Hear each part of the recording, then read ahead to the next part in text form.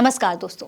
बिहार में एक नई राजनीति का आगाज हो गया है। तेजस्वी अपनी जन विश्वास यात्रा से पूरे बिहार वासियों का दिल जीतने में लगे हुए हैं। वो अपनी यात्रा जिस भी शहर में लेकर जाते हैं वहां लोगों की भीड़ उमड़ पड़ती है और उन लोगों का जोश, तेजस्वी के लिए उनका प्यार देखने लायक होता है। इसी क्रम में तेजस्वी बिहार के समस्तीपुर जिले में पहुंचे। वहां वो थोड़ा सा देर से पहुंचे थे, लेकिन लाखों की तादाद में भीड़ वहां पर खड़ी होकर उनका इंतजार कर रही थी। इसके बाद तेजस्वी ने सभी को संबोधित किया और देर से आने के लिए माफी भी मांगी। उन्होंने कहा कि आप आरजेडी को एक मौका दीजिए।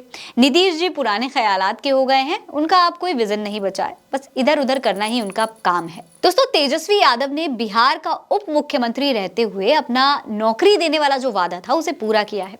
इसी बात को जनता के बीच में रखते हुए उन्होंने ये कहा है कि सोचिए, अगर हम उप मुख्यमंत्री रहते हुए 5 लाख नौकरियां दे सकते हैं, आपको 460 खिलाड़ियों को नौकरी दे सकते हैं, तो अगर जनता का समर्थन मिल जाए तो बिहार के विकास में वो कोई कसर नहीं छोड़ेंगे। यानी तेजस्वी ने सीधे जनता के मुद्दे के लिए और उनको नौकरियां देने के लिए उन्हीं का समर्थन मांग लिया है। मतलब अगर जनता चाहती है कि बिहार का विकास हो, उनको नौकरियां वैसे ही मिलती रहें जैसे पहले मिल रही थी तेजस्वी यादव के उप मुख्यमंत्री रहते हुए, तो उन्हें एक बार फिर से तेजस्वी को समर्थन देना होगा। जैसे उम्मीद लगाई जा रही है कि बिहार की राजनीति में आने वाले समय में एक बड़ा परिवर्तन जरूर देखने को मिलेगा। दोस्तों, इतना ही नहीं, उन्होंने कहा कि पलट जाना समाजवादियों के साथ में धोखा है। सुनिए।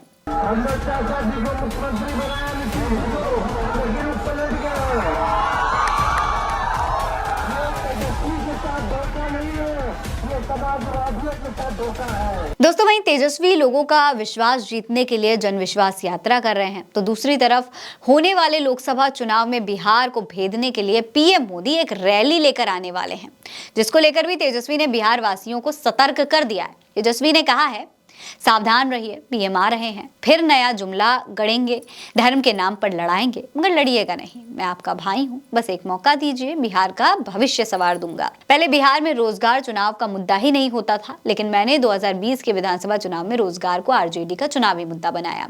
उस चुनाव में हम सत्ता में आते तो 10 लाख नौकरियां देते, लेकिन धोखेबाजी कर कई उम्मीदवारों को हरा दिया गया। दोस्तों, तेजस्वी को 17 महीने तो मिले, पर सत्ता नहीं मिल पाई। अब तेजस्वी सत्ता ही मांग रहे हैं। उन्होंने जनता को बताया है कि 3 मार्च को पटना में एक बड़ी रैली होने वाली है। एक आदमी 4 आदमियों को लेकर आए। लालू जी का ऑपरेशन हुआ है और वो अब जनता से मिलना चाहते हैं, जनता के बीच में एक संदेश देना चाहते हैं। और अगर 2 तारीख को जनता वहां पहुंच जाती है, लोग वहां पे पहुंचते हैं रैली में शामिल होने के लिए, तो उनके लिए भोजन का आयोजन भी किया है। यानी लालू यादव अब पूरी तरीके से बिहार की जनता को साधने में लगे हुए हैं। यानी तेजस्वी यादव अब पूरी तरीके से बिहार की जनता को साधने में लगे हुए हैं अपने पिता लालू यादव के साथ। अब दोस्तों, तेजस्वी की इस यात्रा में जो भीड़ नजर आई है और जो लोगों का उत्साह नजर आया है, उससे एक चीज तो साफ हो गई है कि अब बिहार के लोग नई और युवा सोच वाली राजनीति चाहते हैं, जिसे तेजस्वी बखूबी साध भी रहे हैं।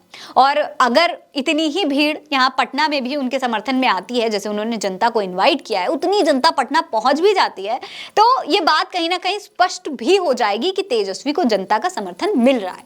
वैसे दोस्तों, बिहार में इस नए परिवर्तन, इस नए जोश और इस नई राजनीति के बारे में आप क्या सोचते हैं, हमें कमेंट सेक्शन में लिखकर जरूर बताइएगा।